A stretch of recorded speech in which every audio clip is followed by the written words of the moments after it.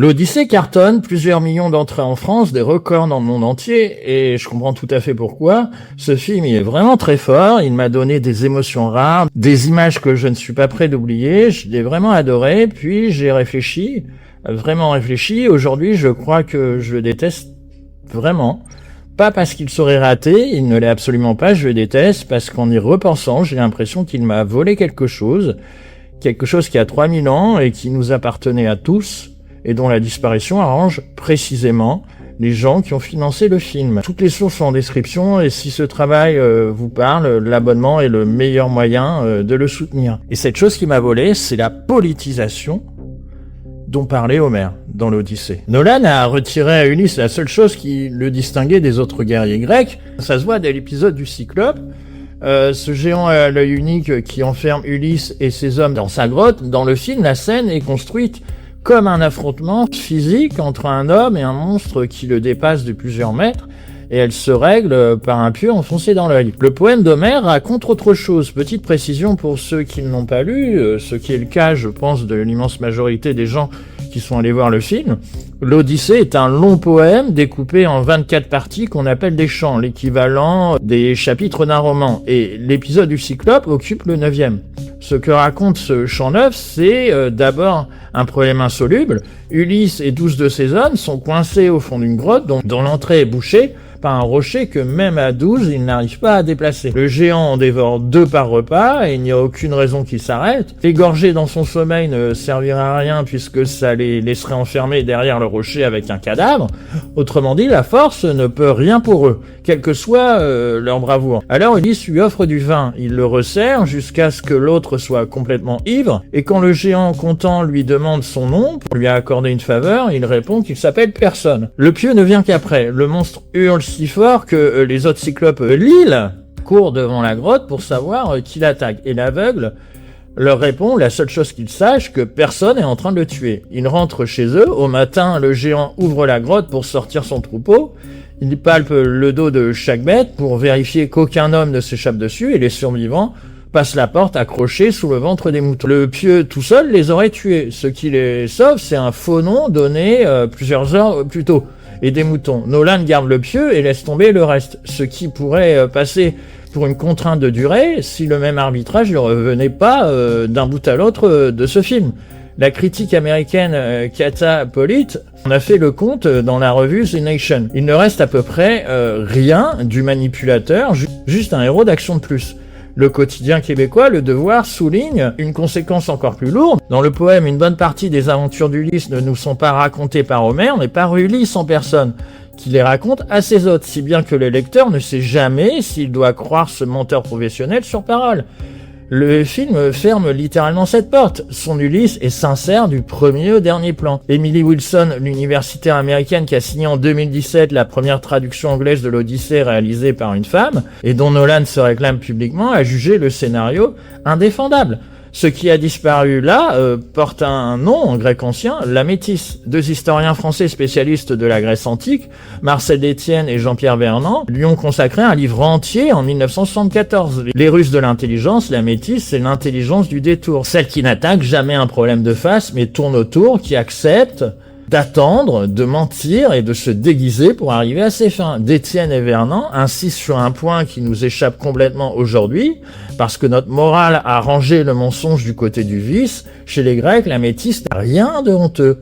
C'est une qualité qu'on admire, la ressource de celui qui n'a pas les moyens de gagner autrement. Machiavel dira la même chose à peu près 2000 ans plus tard et de manière plus brutale. C'est un diplomate florentin qui a servi sa République une quinzaine d'années avant d'être chassé, emprisonné et torturé quand le régime a changé, et qui écrit en 1513, depuis son exil à la campagne, un petit manuel du pouvoir politique devenu célèbre, Le Prince. Il y explique qu'on peut combattre de 2 manières, par les lois qui est la manière des hommes, ou par la force qui est celle des bêtes, et que la première ne suffisant jamais, il faut savoir user de la seconde. Reste à savoir de quelle bête. Le lion, dit-il, parce qu'il effraie les loups, mais aussi le renard parce qu'il repère les pièges, et il ajoute que celui qui ne serait qu'un lion finit toujours par tomber dedans. Homère avait fait d'Ulysse le lion et le renard. Nolan lui laisse le lion.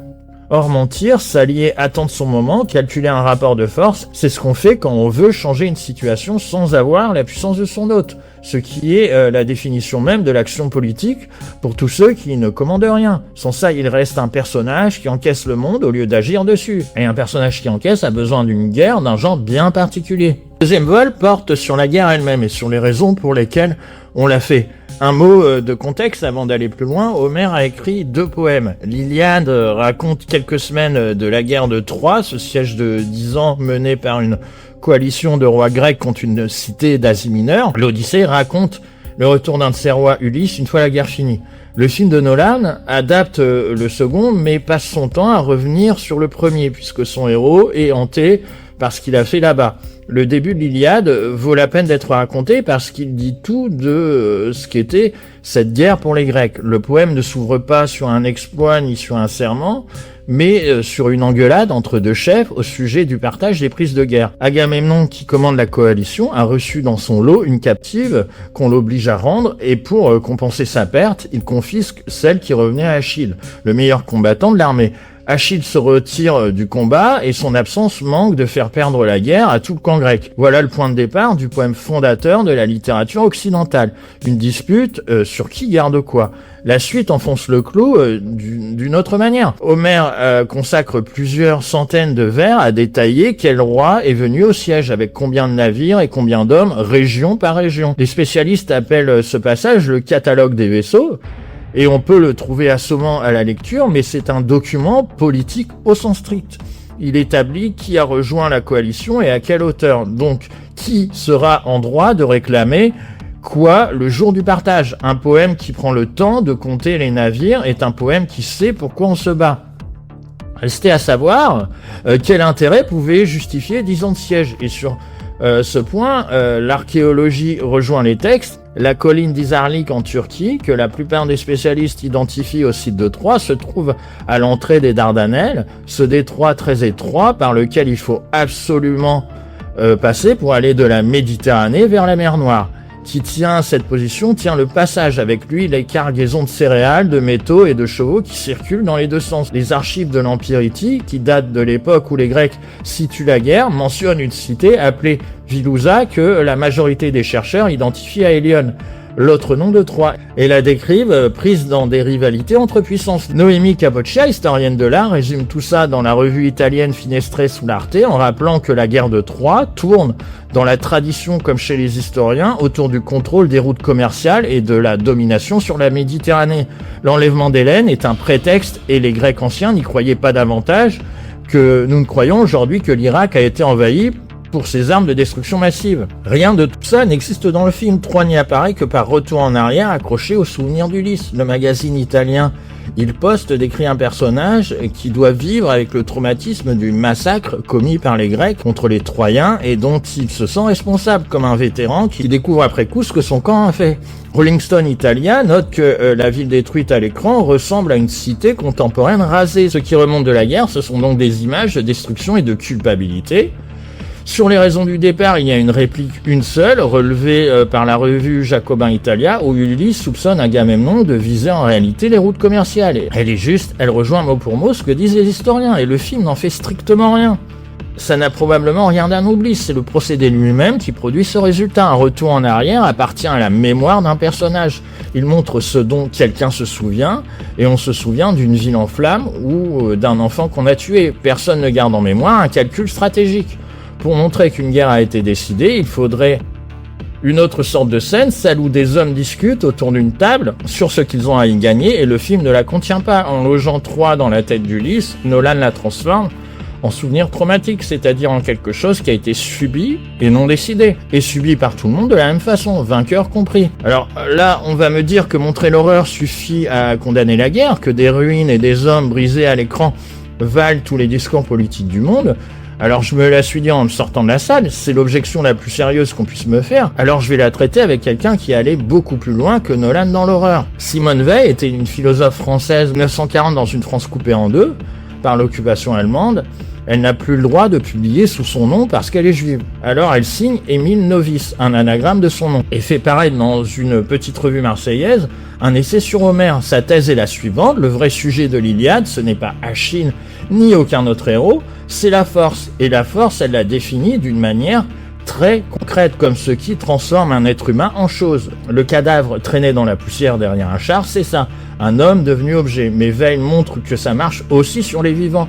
Le prisonnier qu'on épargne devient un corps qui obéit et qui a cessé de vouloir quoi que ce soit, donc une chose lui aussi. Et le vainqueur y passe à son tour, tellement grisé par sa victoire qu'il ne réfléchit plus, qu'il tue par habitude, qu'il devient l'instrument de sa propre violence. D'où la phrase qui a rendu ce texte célèbre: personne ne possède la force, c'est la force qui possède le monde.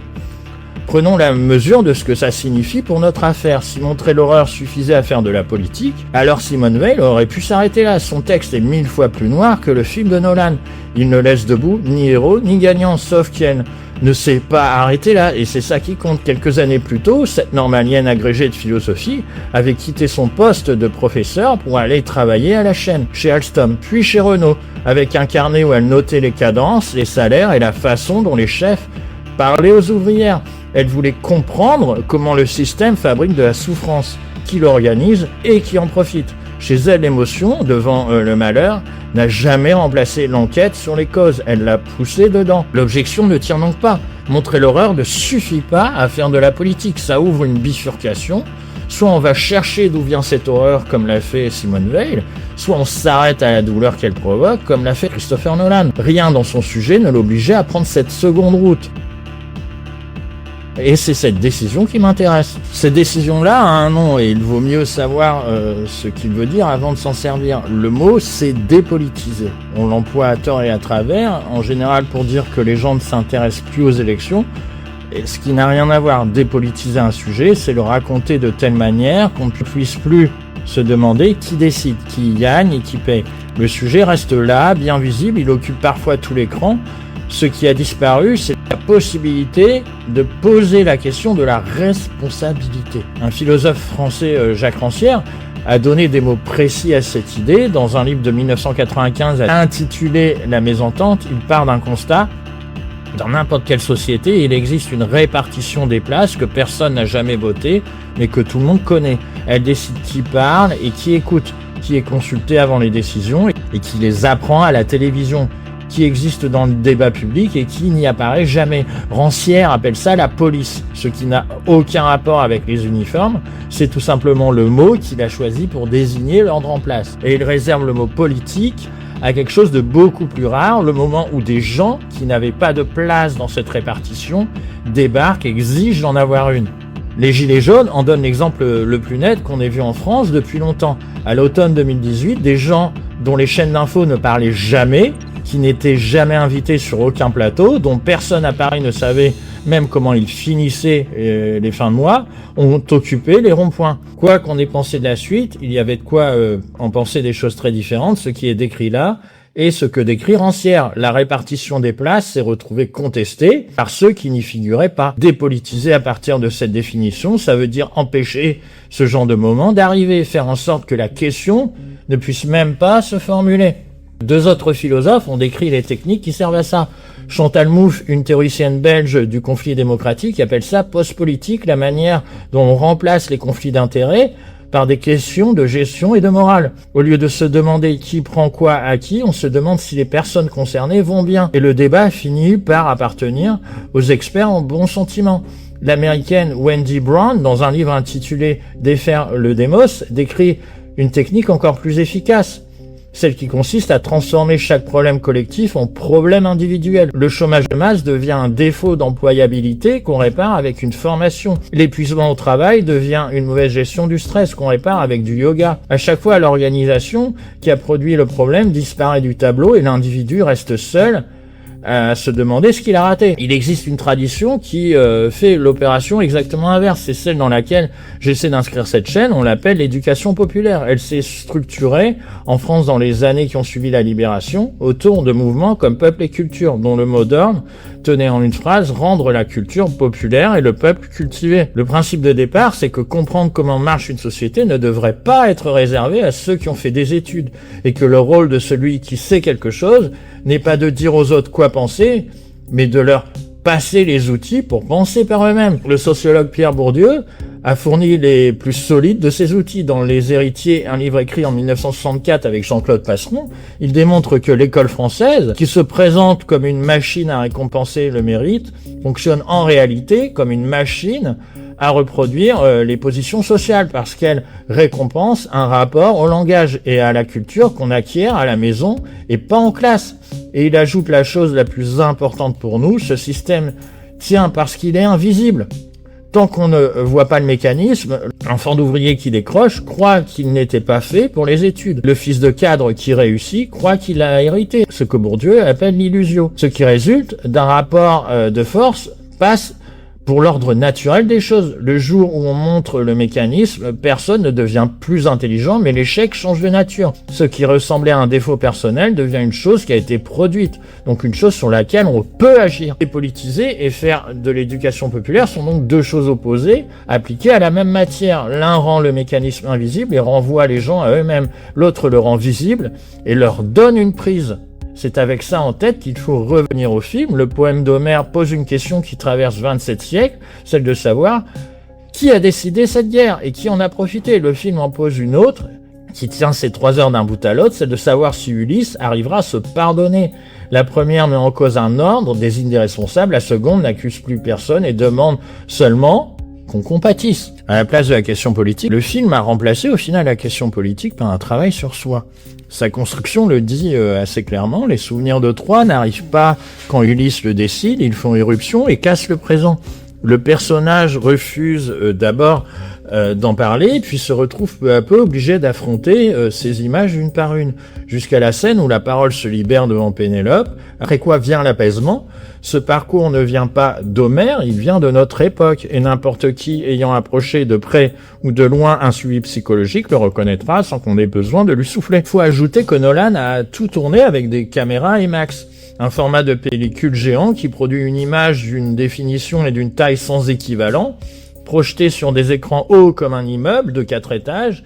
Il ne s'agit pas d'un gadget technique, c'est un dispositif qui vise à vous mettre physiquement à l'intérieur de ce que vit le personnage et à vous faire ressentir sa panique et son vertige dans votre propre corps.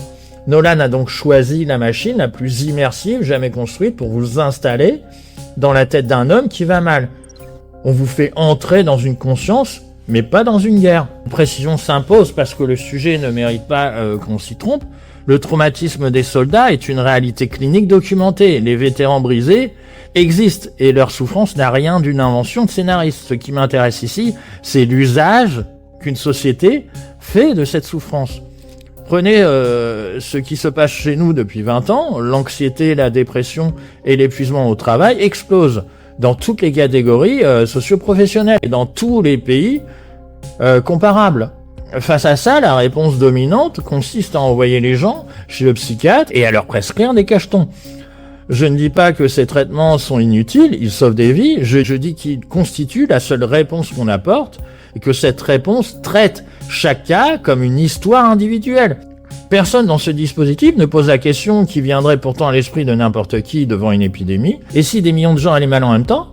Parce qu'on les fait justement travailler et vivre d'une certaine manière. Le théoricien britannique Mark Fisher, mort en 2017, a donné un nom à ce tour de passe-passe dans un article de 2011, la privatisation du stress. Le mot privatisation est bien choisi, une souffrance qui est produite collectivement et transférée à chacun qui se doit de se débrouiller avec à ses frais. Fisher le formulait en disant qu'on a persuadé les travailleurs d'accepter comme naturel la dégradation de leurs conditions et d'aller chercher dans leur chimie cérébrale ou dans leur enfance l'origine d'un mal qui vient de leur travail. La sociologue Eva Hughes et le psychologue Edgar Cabañas ont montré dans un livre intitulé Apicratie qu'une industrie entière vit de cette opération, un secteur qui pèse des milliards et dont le métier consiste à apprendre aux gens à chercher en eux-mêmes la cause de ce qui leur arrive.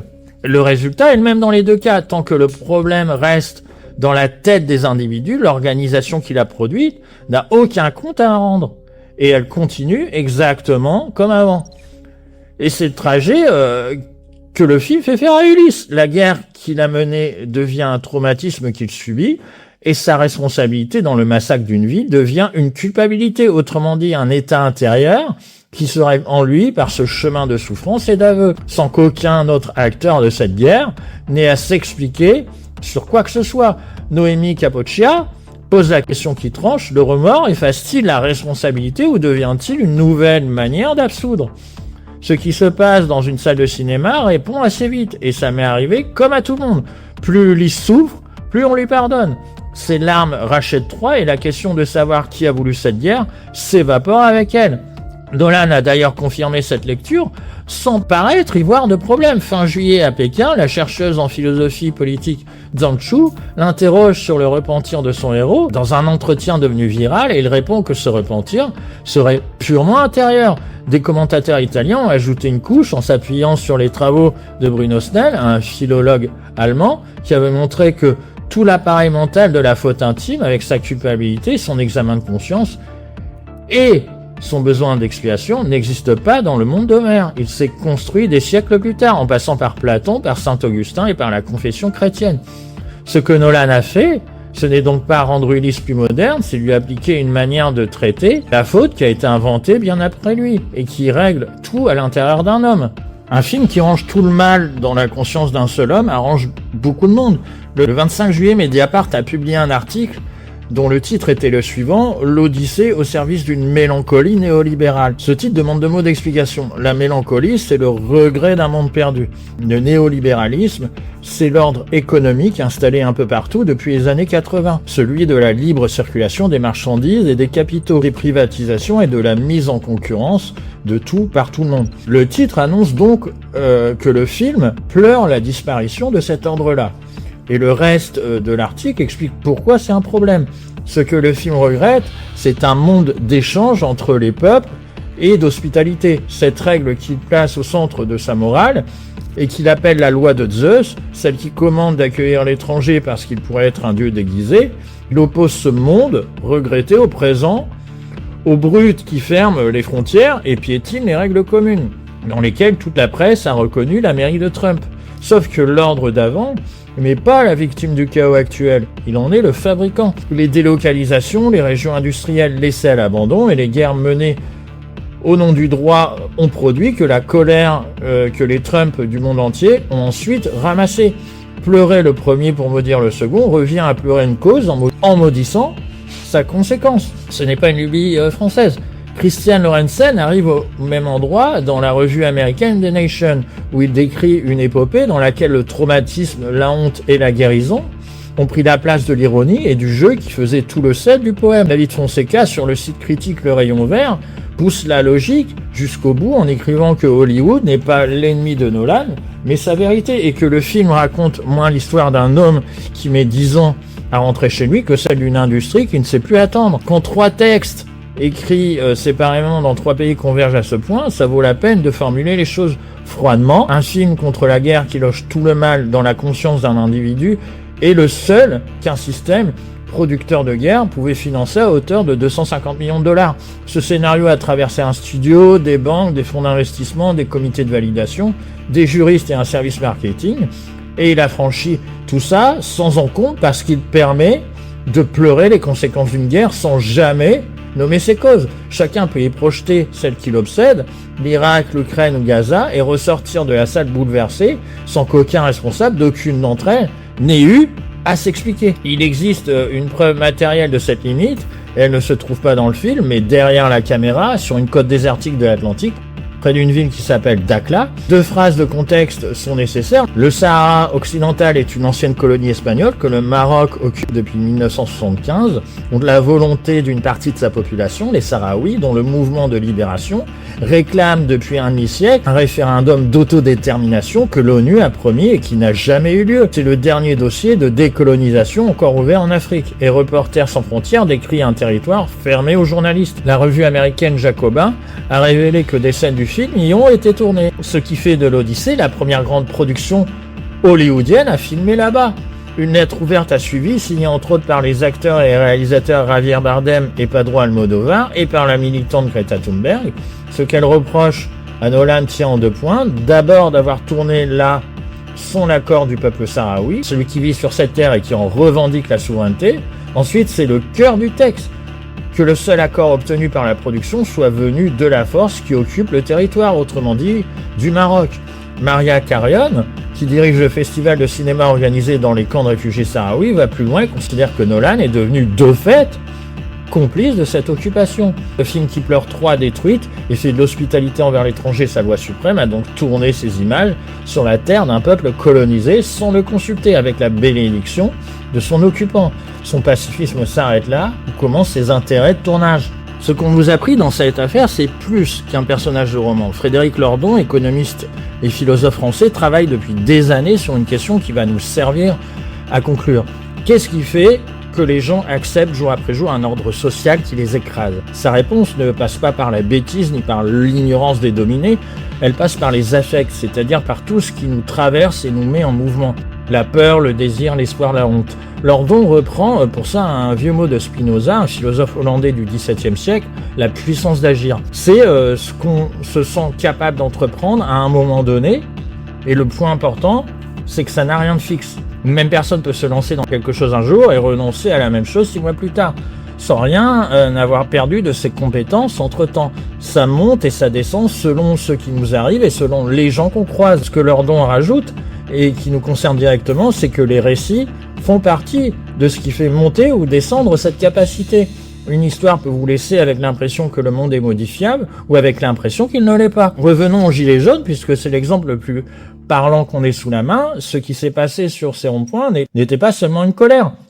Des gens qui n'avaient jamais milité, qui n'étaient jamais allés à aucune réunion publique de leur vie, se sont retrouvés autour d'un brasero à discuter pendant des semaines. Ils ont découvert que le voisin galérait pour les mêmes raisons qu'eux, ils se sont mis à éplucher comment l'impôt est réparti, à comprendre comment fonctionne une institution et comment se fabrique un journal télévisé. Beaucoup en sont sortis avec des connaissances qu'ils n'avaient pas et surtout avec une idée qu'ils n'avaient pas non plus, celle que leur situation n'était pas une fatalité personnelle mais le résultat de décisions prises par des gens complètement identifiables.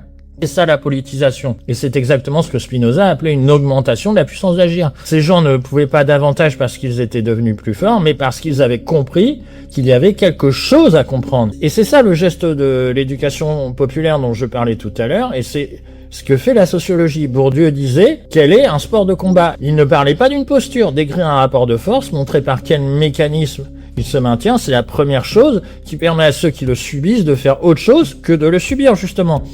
Homère fait ça depuis 27 siècles, et c'est précisément ce que Nolan a laissé passer.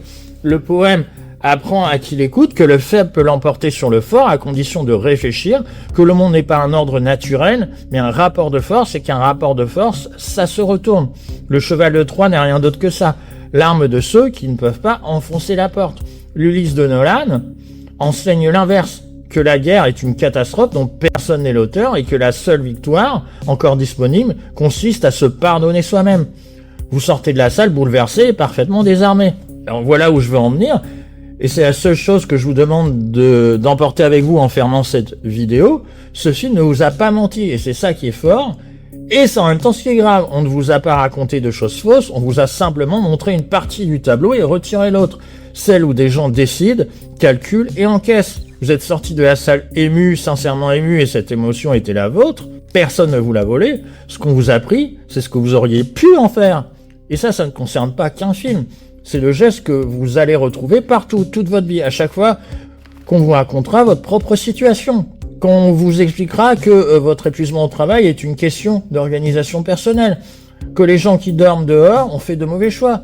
que si vous n'y arrivez pas, c'est que vous n'avez pas assez voulu. À chaque fois, la même opération. On prend quelque chose qui a été décidé par des gens que vous pourriez nommer et on vous le rend sous la forme d'un problème intérieur. Donc vous êtes seul responsable et seul à devoir vous débrouiller. Alors la prochaine fois qu'un récit vous prend au trip, gardez juste une question en réserve, une seule. Est-ce qu'il me donne quelque chose à faire? Ou est-ce qu'il me donne seulement quelque chose à ressentir? Parce que la différence entre les deux, c'est toute la différence entre un citoyen et un spectateur. Et Ulysse le vrai, celui qui a passé 10 ans à mentir, à ruser et à ne jamais accepter que le monde soit tel qu'on lui présentait, il ne serait jamais tombé dans le piège. Ne lui faites pas honte. Alors si cette enquête vous a été utile, partagez-la, abonnez-vous. Toutes les sources seront en description. Allez, à bientôt pour une prochaine vidéo.